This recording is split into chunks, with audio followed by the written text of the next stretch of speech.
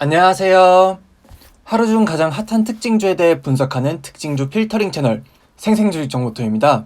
차트를 통해 기술적 분석을 하는 것이 아닌 장기적인 관점에서 기업 소개, 재무제표 분석, 호재, 악재 등을 분석하여 투자할지 말지 고민되는 특징주를 걸러주는 역할을 합니다.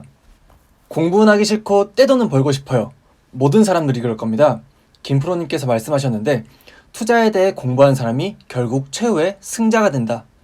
알고는 있지만 근데 공부하기 싫고 귀찮으실 겁니다. 여러분 대신 제가 공부해드리겠습니다. 물론 떼돈을 벌어드리겠습니다. 이런 말은 하지 않겠고요. 떼돈까진 아니어도 최소한 제가 돈 잃지 않으면서 투자하실 수 있도록 특징주들 잘 필터링해드리겠습니다. 오늘은 소리바다에 대해서 분석해보겠습니다. 시작하겠습니다. 영상 시작하기 전에 구독과 좋아요 한 번씩만 부탁드릴게요. 영상 만드는데 정말 큰 힘이 됩니다. 부탁드릴게요. 1월까지 너무 급하게 달려온 걸까요? 여기 있는 건 한 달간의 코스피와 코스닥인데요. 올랐다 내렸다를 계속 반복하고 있고 조정의 시기를 거쳐가는 것 같습니다. 오늘도 상황이 그리 좋지 않았는데 5를 기점으로부터 코스피는 그래도 상승 기류를 보이고 있습니다. 이런 조정의 시기에도 급하게 올라가고 있는 종목이 있으니 제가 만들고 있는 시점으로 유일하게 상한가 문을 닫고 있는 소리바다입니다. 심지어 소리바다는 상패 직전에 관리 종목으로 들어갈 수도 있다라는 얘기도 나오고 있는데 그럼에도 불구하고 상한가 문을 닫았네요. 사실 오늘같이 미국장이 좋지 않게 마감이 된 시점에는 품절주들이 떠오르기 마련인데 다른 품절주들이라고 불리는 신라섬유 이런 것들은 처음에 장이 시작하면서 오르긴 했지만 코스피가 올라가면서 다른 품절주들은 다시 주가가 내려왔거든요. 그런데 소리바다는 계속 상한가 문을 닫고 있습니다. 오늘 아침에 친구한테서 소리바다 개꿀 상한가 간다 라고 연락이 온 겁니다. 그래서 야 그거 품절주라서 간 건데 언제 뺄 거야? 라고 물어보니까 동전인데 지폐 되겠지? 라면서 안 뺀다고 하더라고요. 야 걔 상패 위기야? 라고 말했더니 사업 다양하게 많이 해서 괜찮을 것 같다. 지폐 가겠지? 라고 말합니다. 일단 말을 말았는데요. 진짜 상패 안 당하고 지폐로 거듭날 수 있을지 기업 분석, 주가 분석, 재무제표 분석, 그리고 이슈 분석을 통해서 알아보도록 하겠습니다. 소리바다, 와, 솔직히 완전 이거 너무 추억 아닌가요? 예전에는 음원을 돈 주고 사는 거에 대한 생각이 없었고 소리바다에서 불법으로 다운받아서 옆에 보이는 그 아이리버 이거 아시면 솔직히 좀 나이 많으신 거 아시죠? 여튼 카고 바지 입고 샤기컷 하고 목걸이로 이거 아이리버 딱 하면 진짜 끝이었는데 진짜 추억 돋습니다. 예전에 소리바다에서 노래를 검색하면 다른 사람들이 올린 다른 노래들이 나오고 그거를 다운받는 P2P 서비스를 했었잖아요. 지금에야 돈 주고 노래 듣고 돈 주고 영화 보고 이런 게 당연하긴 한데 예전에는 그런 게 뭐 있었나요? 그냥 다운받아서 봤잖아요. 소리바다는 불법 서비스였기 때문에 이걸로 소송이 한참 진행됐고 지금은 P2P 서비스를 하지 않고 우리가 아는 일반적인 음악 서비스를 제공합니다. 멜론, 지니, 벅스와 똑같이 이러한 형태로 진행되고 있습니다. 이건 2019년 기준으로 음원 사이트 시장 점유율인데요. 멜론이 56.8%로 압도적인 점유율을 자랑하고 있고 그 밑에 내려가면 소리바다가 있긴 합니다. 4.5%밖에 되지 않습니다. 회사 보고서를 보면 음원 서비스 이외에도 자회사들을 통해서 정말 많은 서비스를 하고 있긴 합니다. 하지만 음원에서 대부분의 매출이 나오고 있습니다. 한 50%의 매출 포션을 가지고 있습니다. 소리바다의 주가 분석해볼게요. 오늘 결국 상한가 문을 닫으며 장을 마감했습니다. 품절주답게 어려운 장 속에서도 빛을 발한 것 같은데요. 사실 품절주도 품절주이거니와 약간의 상장 폐지 전에 이상한 행동 같은 걸로 봐주시면 조금 좋을 것 같아요. 소리바다의 10년간 주가입니다. 사실 예전까지만 해도 대부분의 사람들이 소리바다의 P2P 서비스를 사용했고 처음 음원 사이트로 넘어갈 때도 나름 사용을 했어요. 하지만 멜론, 벅스, 지니, 플로우 더 좋은 서비스를 제공하는 음원 사이트들이 많아졌고 그 서비스 격차가 벌어집니다. 그리고 특히나 유튜브가 등장하고 유튜브로 음악을 듣는 사람들이 많아지면서 기존의 음원 서비스 시장은 흔들리기 시작합니다. 소리바다는 유상증자를 받고 신규 사업도 진행하긴 했지만 이마저도 제대로 되는 게 없었습니다. 그렇게 소리바다는 동전주가 되어버립니다. 평소라면 재무제표 분석을 꼼꼼하게 하고 다양하게 얘가 왜 이럴까에 대해서 분석하려고 했지만 오늘은 그게 중요한 게 아니기 때문에 여기서는 그냥 간단하게 넘어가 볼게요. 먼저 연간 재무상태표인데요. 16년과 17년에 유상증자를 합니다. 그래서 자본금이 늘어서 자산도 늘어나게 됩니다. 하지만 그 와중에 눈에 띄는 것은 17년부터 19년까지 유동자산보다 유동부채가 더 많은 상황이 지속이 됩니다. 1년 안에 현금화할 수 있는 자산보다 1년 안에 갚아야 하는 부채가 더 많은 상황이 지속되는 건데요. 일상생활로 예를 들어보면 우리가 1년 안에 아파트 대출, 카드값 이런 빚들이 1년 안에 우리가 현금으로 바꿀 수 있는 주식, 적금보다 더 많은 상황이 계속 이어지는 거예요. 물론 매출이 많이 일어나고 영업이익도 잘 나면 갚아 나갈 수도 있겠죠. 그리고 일상생활로 생각해보면 우리가 연봉 협상을 잘해서 연봉을 더 많이 받는다거나 아니면 추가적으로 부업을 해서 이거를 메꿔 나갈 수도 있겠죠. 하지만 소리바다는 연간 손익계산서를 보면 영업이익이 계속 마이너스입니다. 오른쪽에 상장 폐지 조건 중에 장기 영업 손실 파트를 보면 영업 손실이 4년 이상 나면 관리 종목이 되고 그리고 1년 더 손실이 나면 상장 폐지가 된다고 나와 있습니다. 그럼 소리바다는 벌써 상장 폐지가 됐어야 되는 거 아닌가 싶은데 하지만 여기 나와 있는 것은 연결 기준 손익이 아니라 별도 기준 손익이 기준이기 때문에 별도로 한번 따로 봐야 됩니다. 별도 연간 손익계산서를 보면 계속 마이너스긴 한데 여기 진짜 조그맣게 2016년에 용쾌도 4억 이익이 났습니다. 해당 연도의 당기 순이익은 마이너스긴 하지만 그래도 중간에 한번 끊긴 했습니다. 그런데 2017년, 2018년, 2019년 3년 동안 영업 손실이 났고 2020년 손익이 중요해졌습니다. 2020년마저 영업 손실이 났다면 상장 폐지 전에 관리 종목으로 들어가게 되잖아요. 그런데 2020년에도 영업 손실이 날 가능성이 아주 높습니다. 별도 손익 계산서를 보면 2020년 3분기까지 이걸 다 더하면 51억 9천만 원 손실이더라고요. 지금까지 계속 손실이 났는데 갑자기 4분기에 52억 이익을 낼 리가 만무합니다. 이슈 분석을 해보겠습니다. 상장 폐지 얘기 먼저 해볼 텐데 방금 전에 2020년 영업 손실 여부가 아주 중요하다라고 했잖아요. 그런데 지난주 화요일에 회사에서 공시한 내용이 있습니다. 내부 결산 시점에 관리 종목 또는 상장 폐지 사유가 발생했다고 공시를 했습니다. 살펴보니까 2020년에도 영업 손실이 났습니다. 심지어 영업이익이 2019년보다 57%가 더 안 좋아졌습니다.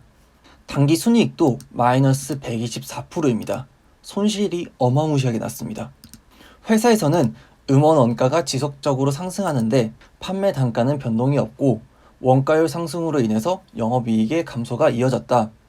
그리고 소리바다 어워즈를 개최했으나 코로나19로 후원이나 광고 유치에 어려움을 겪었고 적극적인 마케팅을 못했다 라고 합니다.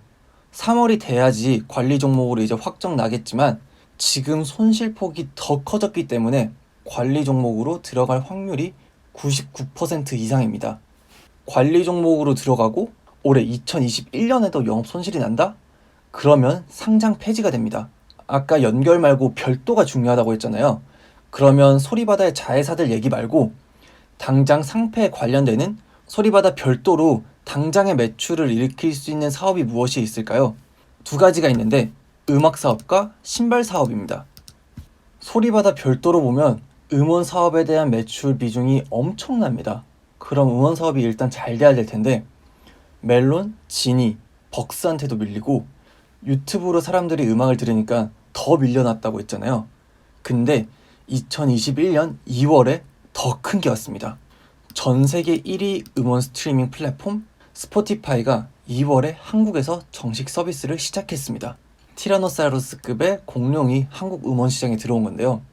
지금 멜론이나 지니 같은 큰 음원 사이트들도 큰일 났다, 어쩌지? 이러면서 어떻게든 살아남을 방법을 찾고 있는데 소리바다 괜찮을까요? 솔직히 정말 불안합니다. 다음으로 신발 사업 얘기를 해볼 텐데요. 신발? 갑자기? 좀 의아할 텐데 그래도 오랫동안 해왔더라고요. 그리고 이런 기사도 있었는데 소리바다 코로나19 불황 없다. 신사업 연매출 30억 달성 이렇게 되어 있습니다. 그러면 괜찮은 거 아니야? 라고 볼 수도 있습니다. 밑에 읽어보면 스테어, 세인트 마린 등을 하고 있고 미스트롯의 김호중님과 나태주님을 모델로 해서 적극적인 마케팅을 했다. 뭐 이렇게 적혀 있습니다. 하지만 소리바다 회사 보고서를 보면 스테어만이 소리바다 별도고 아까 김호중님이 모델로 있는 세인트 마린은 자회사에서 관리를 하고 있습니다. 스테어로 뭐 어떻게 하고 있는지 확인해 보면 뭐 중국 시장에서 500개 매장 오픈과 투자 지원을 이뤄낸 바가 있다. 그리고 중국 시장 진출을 시작으로 글로벌 시장에도 진입하겠다라고 합니다. 밑에 보면 소리바다 별도의 매출인데 스테어로 11억 매출을 일으키긴 했습니다. 그런데 코로나19의 영향인지는 모르겠지만 중국 얘기를 했는데 수출에서 매출이 하나도 없습니다. 그리고 2018년에 3억 매출을 일으키긴 했지만 19년에는 코로나 없었잖아요. 근데 19년에도 중국에서 8천만 원 매출밖에 없습니다. 스테어에서 파는 상품을 확인해 봤는데요. 맨 위에가 컨택트 런이라고 이번에 나온 상품이고 뭐 밑에는 오리지널 컨버스, 밑에는 뭐 스테어 보니또맨 스니커즈라고 합니다. 이거 외에도 정말 다양한 게 있는데 뭐 이쪽이 뭐 잘 팔린다고 해요. 그래서 갖고 와봤는데 근데 이거 다 어디서 본 거 같지 않아요? 위에 거는 발렌시아가의 트리플 S 그리고 뭐 엄브로의 범피 X라고 있다고 해요. 이런 거는 되게 비싸게 생겼고 그리고 이거는 진짜 컨버스 그냥 컨버스랑 비슷하게 생겼고 아니면 무인양품에서 파는 무지 퍼즐이랑도 되게 비슷하게 생겼어요. 그리고 소리바다의 스테어에서 이게 가격이 할인해서 63,000원이라고 하더라고요. 근데 솔직히 이 가격이면 컨버스 그냥 거 살 수 있고 그리고 무지 퍼즐 얘는 한 3만원인가? 그런데 가격 경쟁력이 있는 건지는 잘 모르겠습니다. 그리고 여기 밑에는 발렌티노의 히든 스니커즈를 닮았네요. 디자인적으로는 잘 모르겠는데 그래도 신발은 편하면 되니까 리뷰를 한번 살펴볼게요. 회사 홈페이지에 리뷰가 있긴 한데 리뷰를 보니까 편하다는 사람도 있고 불편하다는 사람도 있었습니다. 뭐 사람마다 취향이 다르고 디자인도 사람마다 취향이 다른데 솔직히 음원에서 큰 매출을 못 일으킬 것 같은데 그러면 신발 사업에서라도 진짜 말도 안 되는 매출을 일으켜야지 흑자 전환이 되는 거잖아요. 근데 이게 소리바다의 상패를 막아줄 수 있다? 솔직히 좀 어려워 보입니다. 소리바다 별도 말고 연결로 해서 전체로는 뭘 하고 있을까요? 진짜 미친 듯이 많은 걸 하고 있습니다. 정말 다양한 자회사가 있고요. 여기 옆에 깨알같이 보이는 이 모든 게 뭐냐면요. 회사가 영위하고 있는 사업이라고 합니다. 짜잘짜잘짜잘하게 이제 나눠져 있기는 한데 그래도 85개의 사업을 하고 있다는 게 솔직히 말이 안 됩니다. 회사 보고서에 있는 자회사들 중에 현재 하고 있는 자회사는 총 이렇게 11개의 자회사가 있는데요. 그걸 한번 다 가지고 와봤어요. 뭐 CCM 스카이라고 해서 기독교 음악 유통 서비스, 그리고 CCM 러브라고 해서 이것도 기독교 음원 사업이라고 해요. 밑에는 소리바다 미국 법인, 여기는 소리바다 벤처스라고 해서 4차 산업혁명 시대 패러다임 변화에 따라서 우리는 바이오, 인공지능, 블록체인 등의 신사업을 할 것이다 라고 합니다. 이건 뭐 솔직히 이름 괜찮아 보이는 거 다 아는 것 같고 그 옆에는 엔터테인먼트가 있고 밑에는 화장품을 또 하고 있고 콘텐츠 제작도 하고 있고 여기 옆에 넘어가 보면 소리바다 게임도 하고 있고 심지어 젊은 오토모빌 GmbH라고 자동차 수출입 또한 하고 있습니다. 진짜 어마무시하게 다양한 걸 하고 있습니다. 매출이 나는 것도 있고 여기 보시면 안 나는 것도 있습니다. 그런데 여기 있는 자회사들의 하나 같은 공통점이 있는데 그것은 전부 당기 순이익이 마이너스입니다. 다 손실이 나고 있습니다. 많은 걸 하면 뭐 하나요? 제대로 지금 이익이 나는 게 하나도 없는데 전설적인 투자자 피터 린치의 말이 생각이 납니다. 사업 다각화를 믿지 말라. 대개 사업 다각화로 귀결된다. 모든 사업 다각화가 잘못되었다는 게 아니라 제대로 되지도 않는 무리한 사업 다각화는 대개 사업 다각화가 되기 마련입니다. 이 말의 좋은 예시가 소리바다가 아닌가 싶습니다. 제가 소리바다를 오늘 분석하기 위해서 다트에 들어갔는데 분기 보고서를 찾으려고 들어갔는데 소송 제기, 소송 신청, 소송 판결 이런 게 진짜 많더라고요. 소리바다, 제이메이슨 그리고 중부 코퍼레이션이 경영권으로 싸우고 있습니다. 둘의 경영권 싸움을 간단히 보면 중부 코퍼레이션에서 2020년 2월에 제3자 배정 방식 유상증자를 하고 추가로 120억 전환사채를 인수한 다음에 이거를 주식으로 바꾸면서 중부 코퍼레이션은 소리바다 지분의 12.87%를 보유하는 최대 주주가 됩니다.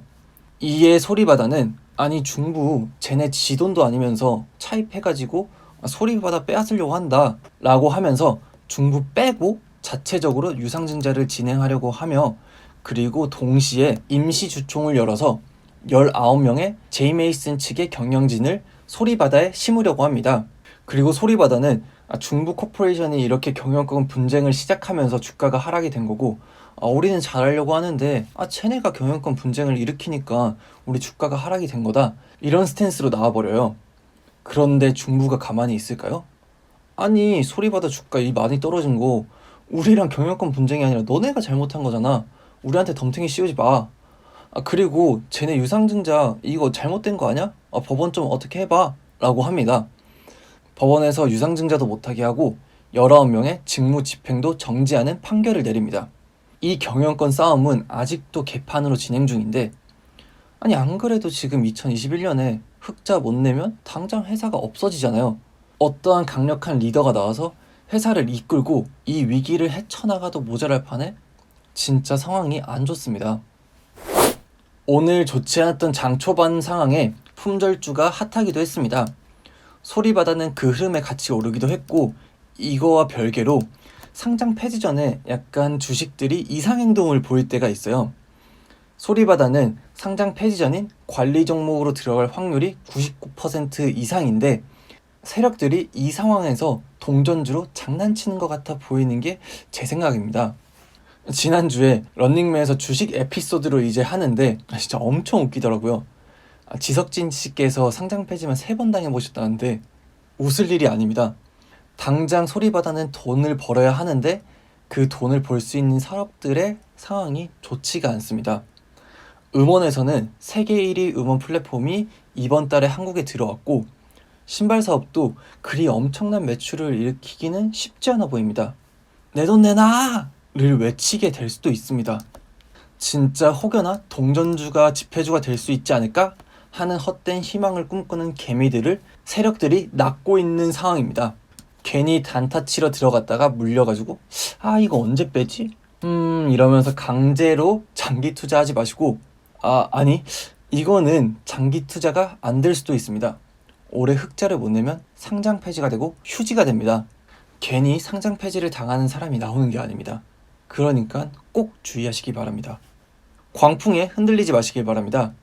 본 영상은 정보 제공용이며 투자는 본인의 책임입니다. 꼭 충분한 공부, 투자하시길 바랍니다. 그럼 오늘은 여기까지 하겠고요.